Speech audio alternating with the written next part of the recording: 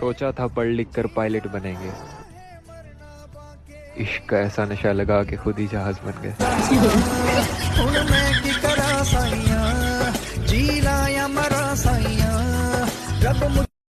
Doctor साहब, कौन है? मैं मरीज हूँ। देख के लग रहा है, बताओ क्या समस्या है। डॉक्टर साहब, मुझे अपने बॉडी का पूरा चेकअप कराना है। हो जाएगा, कपड़ा उतारो, वहाँ लेट जाओ। हैं? मतलब तुम्हारा कान ठीक है, वहाँ खिड़की है, जाकर नीचे कूद जाओ। हैं? डॉक्टर साहब, ये मैं नहीं करूँगा। मतलब तुम्हारा दिमाग भी ठीक है। मेरा हाथ देखो, बताओ कितना टाइम हो रहा है। डॉक्टर साहब, आपके पास घड़ी कहाँ है? मतलब तुम्हारा आँख भी ठीक है।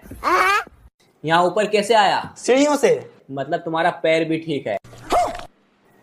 यहाँ क्या लगा हुआ है तुम्हारा? कहाँ कुछ लगा हुआ है? मतलब तुम्हारा हाथ भी ठीक है। चलो हो गया तुम्हारा बॉडी जांच, निकालो 500। निकालो निकालो।